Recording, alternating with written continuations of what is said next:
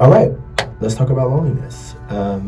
So, loneliness is the state of distress or discomfort that results when one perceives a gap between one's desires for social connection and actual experiences of it. I mean, that says so much about why, loneliness is sort of running rampant in a world that's so connected.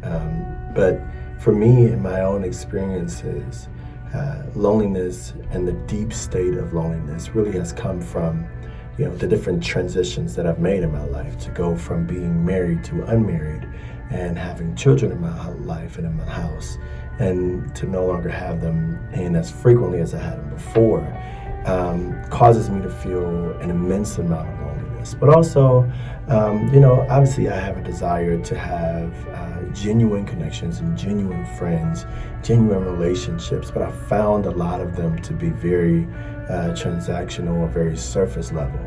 And so my desire was obviously to have greater connections with people, ones that are meaningful. And because I've been on the search for those, and you can't just befriend anyone just like that, it results in me feeling very alone at times and feeling like I want to be, out with friends, traveling the world with friends, having, wind down Wednesdays and Taco Tuesdays with people that you love and you care for, that have your back. But unfortunately, I've experienced where, situations where the friends that I've had for an extended period of time, 10 plus years, turned out to not be as true as I would have wanted them to be. And as a result, those friendships needed to come to an end. And so it, again, initially there's the anger, attached to it, and the relief that you no longer have to deal with, what they call fake friends, phony friends, or people just that are not meant for you to go into the next phase of life with, because it doesn't have to be that they're fake or phony. It just may not be, they may have been there for a season, and that season has ended, and now it's time for you to move on.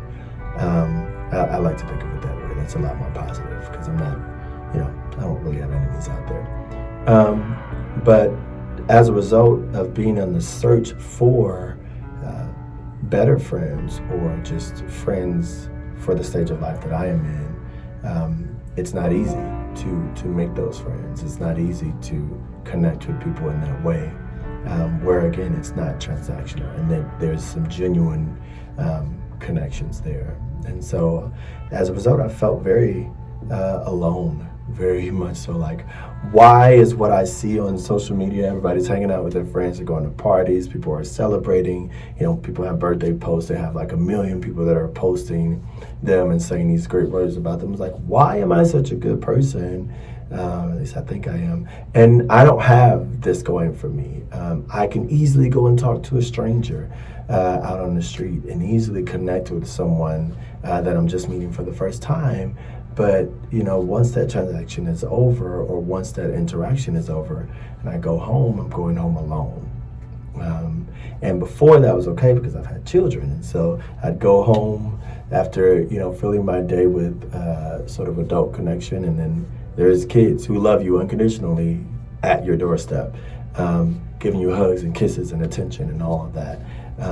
But now, again, in this transition, in this phase of my life, that is not present. So I go home to, not much. And so that loneliness and that state of, sort of discomfort, because I don't feel the distress part of that definition as much as I feel the discomfort of wanting to have a connection with people and feeling that there's nothing there. I'm not experiencing connection. I'm not experiencing the world and, laughter and all of that with a group of people who are like-minded.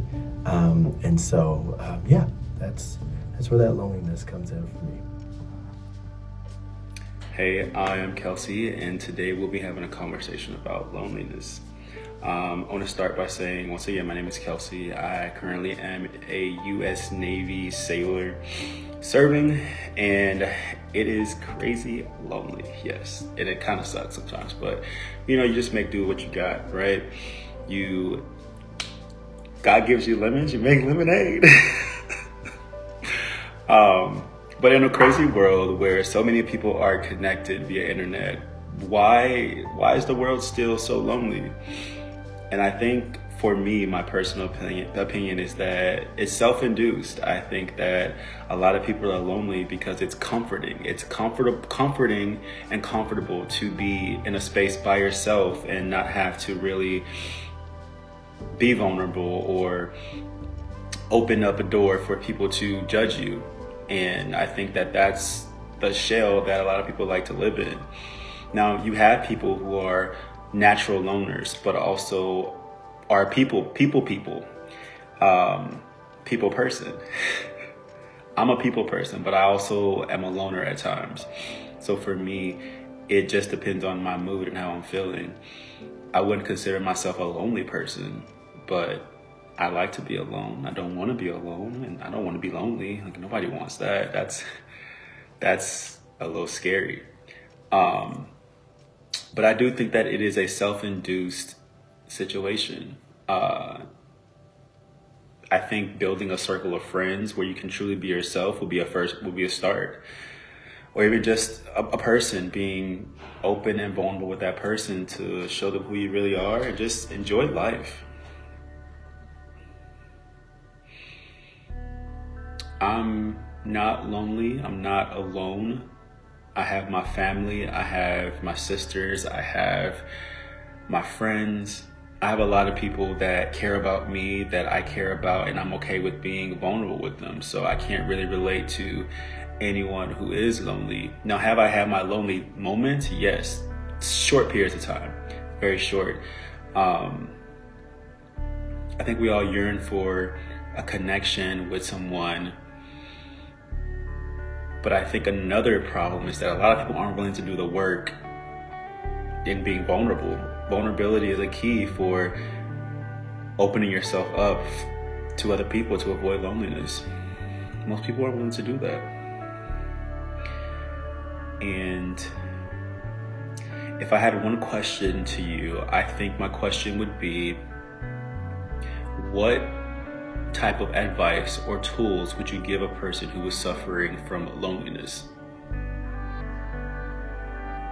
I've learned to kind of like notice when I am feeling lonely,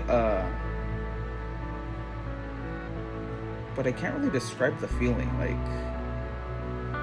it'll be more of like a craving to be in the presence of people that I know. So like, if I'm at the gym, like I'm like, I don't know these people. Like, I'm not feeling, like included.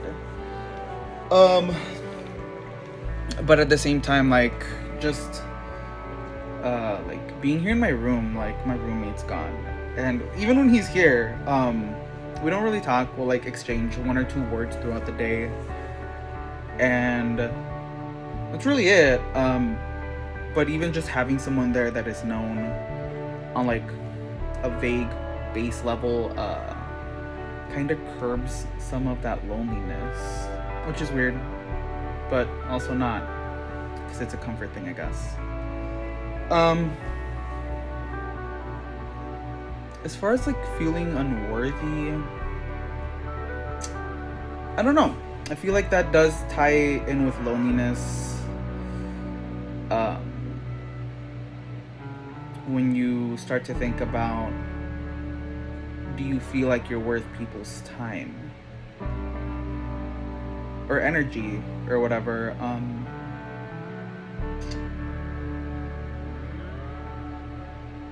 Yeah, it's a thing.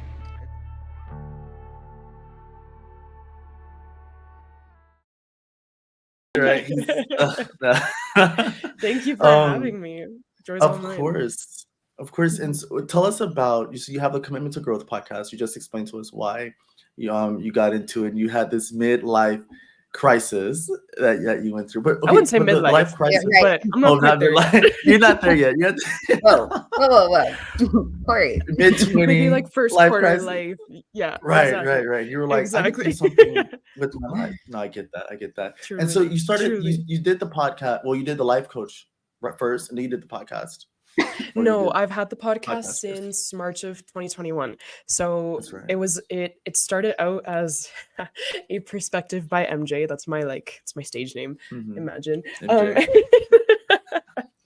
And it was just a passion project. I was like, I just want to learn from people. So I started Mm-hmm. interviewing people and getting out of my comfort zone about anything in and around like personal growth. And I loved it a lot. And I was like, no, I want to take this a step higher. Like I want to make something out of this. So from there was born the Commitment to Growth podcast, and then came the 20s crisis, the 20s decade crisis, and then life Yes. coaching, and yeah, hmm And exactly. then you have Yeah. the women's workshop. That's pretty big, and it's Yes. available to anyone who wants to sign up all over the world, really. So it's not like physically, you got to come down to No, the you what got is to come it? down to Vancouver. No, YMCA. No, yeah. You could be anywhere. You could be I all could be over. That's so anywhere. cool. No, that's the cool part about this. Yeah. So one of the I guess the projects that is like an extension of my business is what's called my Growth Hour Sisterhood. So I was walking into Vancouver's equivalent of our subway, which is called the SkyTrain, and I saw a happy hour poster, and I was like, oh my gosh, what if we turned happy hour into something for women to like bond over with personal growth? So I was like, Growth Hour. There we go. So that's the story behind how that came to be. And that is there's about 182 of us in there right now, which is really, really exciting. I host it out of Meetup. So it's free for anybody to join. We do monthly master classes every single month. So it's on like a variety of topics. We just did, we're about to do Healing the Inner People Pleaser, but the previous one was called Why You Are the One. We did one on purpose. We did one on identity and beliefs. So free to anybody who wants to come to that. And then I also do in-person workshops in Vancouver as well. But obviously those are, unless you really want to fly out for one of those, I won't say no. But those are obviously reserved for people who can make it. And very immersive workshops, very powerful healing spaces. I think the thing I've loved the most is that it's the kind of place where women can feel like they can talk about things that they would usually be censored from talking about, like we get really, really open about honestly traumatic experiences and like heavy life experiences. And although, there's I do think there's a space for trigger warnings. Like I think they're very important for some populations, but to be able to cultivate a space where women can feel like their shame doesn't have to be put in the closet, or that they can express it in some way, or their pain, their hurt, their anger, whatever it is, it's such a gift. So if any of the self-identifying women listeners are listening, I'll give Corey the link so you can join us, because it's a wonderful space. It's a wonderful space. Yeah. Mm-hmm. Good to know. Yeah. Definitely. Thank you. Of course.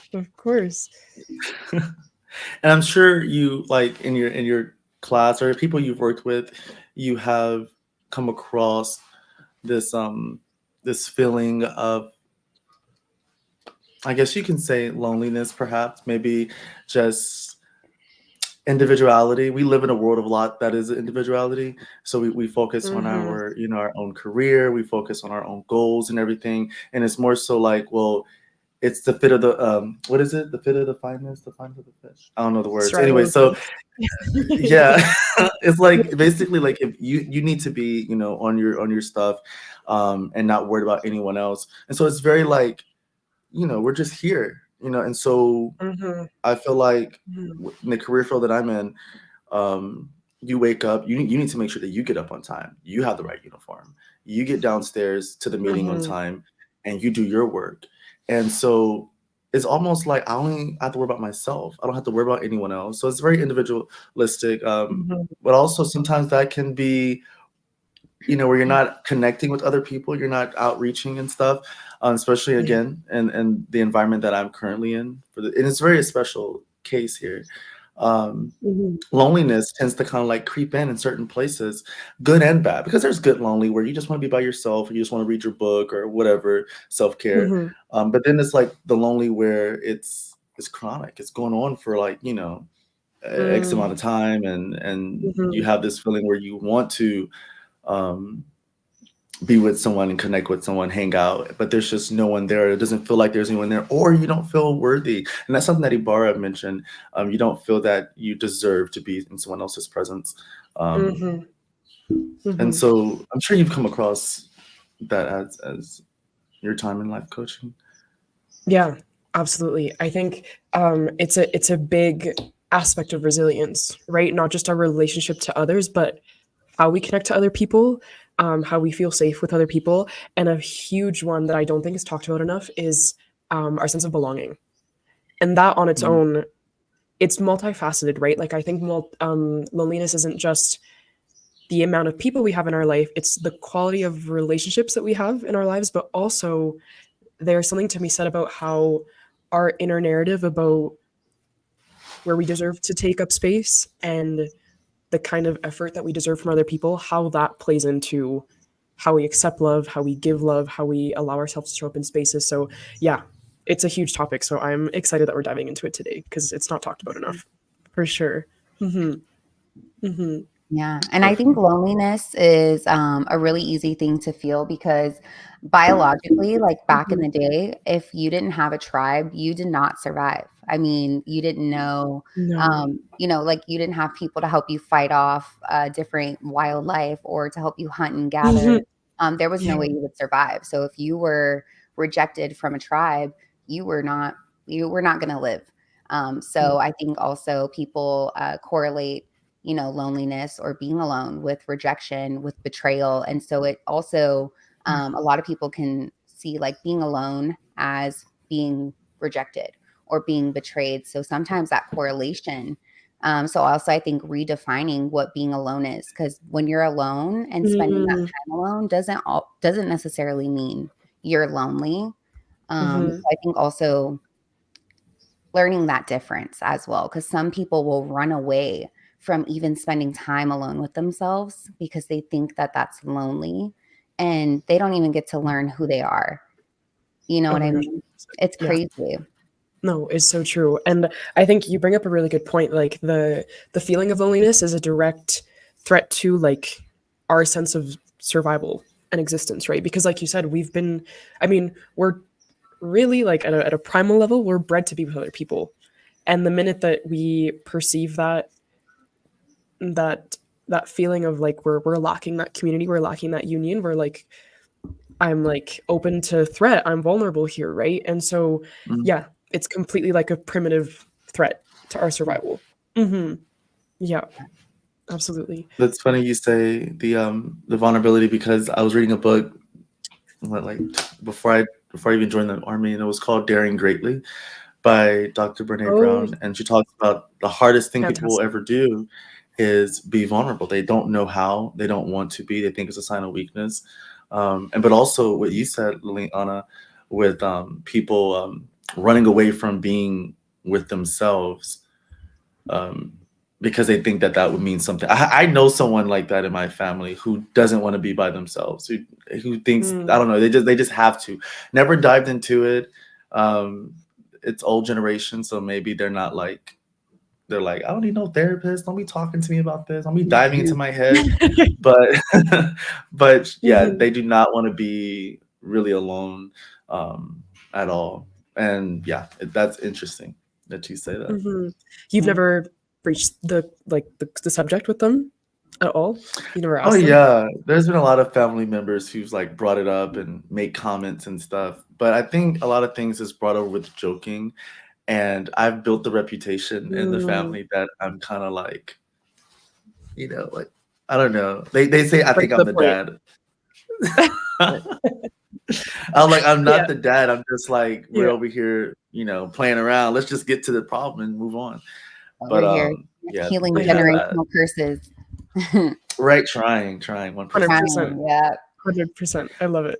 I love it. But I think what's interesting here is that when we were putting together the show, um,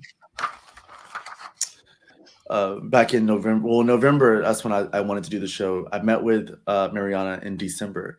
Days after, so Hmm. December 24th, we met up We had a meeting. We're talking about what we wanted Yeah. to do for the show, which is crazy because we're just now filming it. I just love how things work. But So we great. had the meeting, and days after, USA Today put out this study, and it said that Harvard found that 43% of young adults reported increases in loneliness since the outbreak of the pandemic, and about half reported that no one in the past few weeks had taken more than just few minutes to ask how they were doing in a way that made them feel the person genuinely cared. And so Wow. the headline that 43%. USA Today put out, yeah, 43%. That's Wow. crazy. And the headline That's is that crazy. loneliness is at epidemic levels and is killing Americans. Isn't that wild? It's crazy. First of all, It's I felt crazy. on par with that. I was like, we just did the meeting about the show, and then that ad came out, and I was like, ah. But that's I was like, we're on path here. But that is what do you think about that since the Oh my pandemic? gosh. I like it's a very eye-opening statistic. And I think the question I've been asking myself is like, what did the pandemic do that woke us up to like the things that we were missing before? Right? Like I think it's interesting that we're forced into isolation and all of these things start coming up, right? Like we start realizing who is reaching out to you, who are you reaching out to in those moments of like, I feel alone, I don't want to just be me right now, right? And I think perhaps it's the start of an awakening. I don't know if that sounds too toxically positive, but I also think that there's something to be said about like how we're waking up to what it really means to be in community, right? Because I think it's easy to feel like we are because we've got these things, our phones all the time, right? And Instagram and social media can create this false sense of connection because you're always seeing what people are up to, what they're doing, what they're posting, et cetera, et cetera. But you're not getting like the actual social feedback from that. It's very different somebody like actually reaching out to you and like telling you what's going on with their lives, right? And so I think all of a sudden we're forced into isolation in a period where we don't know when the next time we see someone, hold someone, hug someone is going to be, and we're like, oh wow, like those needs start coming up, right? So it's a very insane statistic, but I also think it's very telling of like the problems that are feeding into our society, that are creating it. So, Yeah. mhm, I think mhm. it's shocking, but not surprising, for sure. Well said. And Yeah. I was writing some notes, because we've been preparing this for a while, and one of the notes I put on there was like what external pressures make people feel more lonely. And social media is Mm, one because, people are posting their children, their marriages. For mhm, example, mhm, I'm 29, I'm not married, I don't have kids. And most of the time mhm, I'm like, I'm happy. Excuse me, my voice is going out. I'm happy where I'm at, and I don't feel that pressure or that loneliness. But then sometimes, when I'm sitting by myself and then I'm not around other 29-year-olds who don't have kids or who aren't married, I'm sitting mm, here like, oh, wait, like, and I'm on social media and I see all these happy couples. I'm like, oh, wait, actually, like, do I want that? Like, am I behind? And then I start going into that dive of loneliness. And then there's like also where I see where people have, 1,000 or 2,000 followers on Instagram, but mhm, only one friend in real life, or mhm, 200 likes on their pictures, but only one person or no one likes them in real life. You know what I mean? And so that's mhm. crazy and it sucks, or no one knows them in real life. And I Yeah. think that also contributes to that loneliness because that can just make you feel like empty, I think. Yeah. Social pressure is a huge part of it, right? I think it was a point that Corey mentioned at the beginning. Like, there's something to be said about how we've been recently taught to think that we should be totally okay with on our own, right? Like I just yesterday I saw this post on Instagram and it was like this dialogue between these two girls. It was a little cartoon, and one of the girls says, "Oh, I really wish I was in a relationship," and then the friend, like in the next slide, the friend's like, "You should be okay alone." And the friend's like, no, like just because in this case, I was talking about being in a, like a romantic relationship, right? But she was like, just because I'm single and crave being in community with somebody or being in companionship with somebody doesn't mean that I'm not okay alone. In fact, I am and can be, but you're allowed to crave that union with somebody. You're allowed to crave that bond, that synergy with somebody, right? And I think because we're fed this narrative of like, if you're wishing that you were in community and relationships and whatever, you're obviously not okay by yourself. But we've lost the ability to distinguish between the difference between like fearing your own company or not being okay with it because you either don't know yourself or because you haven't put in the time to foster that bond with yourself. That and just seeking community because it's a part of our humanness, right? That's a huge part of it, I think. So, why are you going like that? Tori is his brain is going. It's like Go ahead, bubbling in here. Tori. There Go was to a bed. book that Lilliana and I was reading, and it was saying that one of the things was like, I'll be happy when. One of the things that I'm on right now is like a fitness journey, and I'm into it. Like right now, I missed the gym this morning. I was like 4 this morning, and I didn't. So I'm gonna go after this after we get done recording, and I'm just excited. I was thinking about it as you were talking. Like, I just can't wait to go. But a lot of things you're on Instagram, you're on Instagram, you're on wherever you're on, and you're looking at, you're like, man, like, how did they get this? How did they get that? And one of the things that go in my head is I'll be happy when, or I'll look good when, or I'll be deserving when, you know, you'll get to this particular whatever. And sometimes that's degree, that's career, that's whenever. A lot of things I tell myself is that I'll also be happy when I get out of the army. I'm like, hey, happy in August of 2025. But I need to be happy now. And I think that until that happens, I am lonely. Or until that happens, those little lonely things creep in because I'm like, I'm just here, you know, and I don't know what I'm doing with my life, but I'm just stuck in this little rut until my contract ends. But I'm not saying that's how I feel like all the time, but like in moments, especially at night when you're just like, what to do, you know, this would be the time that I'll go and like maybe hang out with some friends if I was back in San Antonio. But since I'm not, I'm in this hotel room, I'm just here. And so that is a thing that I'll be happy when, and also lonely. I think that there's a connection there, because I don't think any of us crave to be lonely in a negative way. I don't mind like being with myself and also getting to know yourself. At the same time, I think that we would have to almost teach children, because it starts young, and to teach someone who's already 50, it's like, okay, well, I don't know what to tell you, buddy. Go to Mariana. She's the Resiliency coach. But start off young and teach them Yeah, I definitely will. And teach them things like, you know, what do you like? And you can voice what you like, and you can choose what you want to wear. You know, at times, you know, we're going to church, you can't be wearing pajamas. But, you know, certain things that you want to do, you know, but it also allows them to like go inward and be like, well, what do I like? Or, you know, what toys do you like? Because you know, as the uncle, because I'm talking about my nephew at this point, as an uncle or as my sister, his mom, we assume that you like Mickey Mouse, but that may have changed. Maybe you like Paw Patrol, but let us know and update us. So you have to do your work on getting to know yourself at a young age. So when it gets older, it's not considered abnormal in the many streams of what abnormality is. But it doesn't seem that way. And so it's a quick moment of like, well, how are you feeling? Well, let me tell you how I'm feeling. Instead of people shutting down, you know, but that's a practice that you would have to do so that when you are alone, you're like, I'm okay. No, I'm gonna go. I might go for a jog. I might go kayaking. You know, biking. You know, it's just those easier things because you know what you like. You know, you fell in love with yourself. You are your best friend. You're your first lover. That's literally what Fitz Park is about. It's about choosing self. Like, choose yourself. Because after that, I literally believe that everything after that is just domino effect. You know, once you choose yourself and you know how to love yourself and be there for yourself.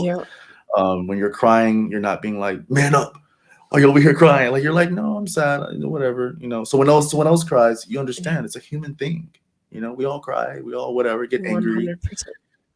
So Absolutely. What you accept in yourself, you can accept in other people, right? And I think Exactly. you touched on something really important there. And this is actually a conversation that I was having with a client recently. So we were wrapping up our last session in my signature program. It's called Evolution. It's like all about getting past your limiting beliefs, touching in with your desires, because so many of us are disconnected from them, so that you can have that domino effect that you just mentioned there, Corey. Like once you step into the energy of who you want to be, you radiate the energy that's going to have it resonate right back to you, right?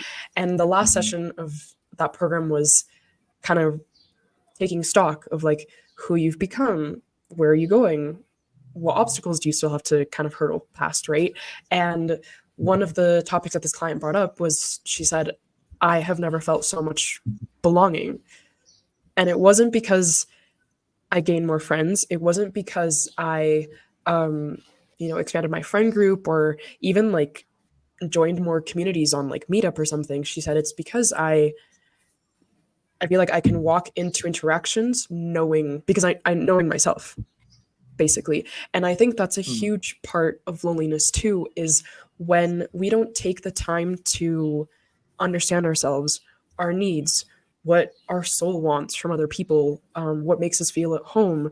We don't know what to ask for in relationships. We don't know who to associate ourselves with, right? And when those needs go unmet, whether it's mental, emotional, physical, spiritual, we're going to feel loneliness as a result, because it's kind of like the saying, right? Quality or quantity. Oh, no, one more time. Quality over quantity, right?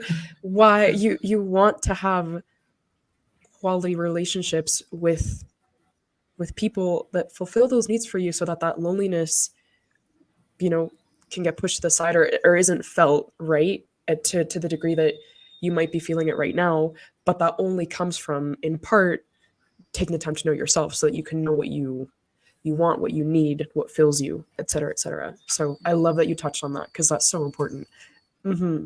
Yeah. Yeah. Beautifully said, honestly.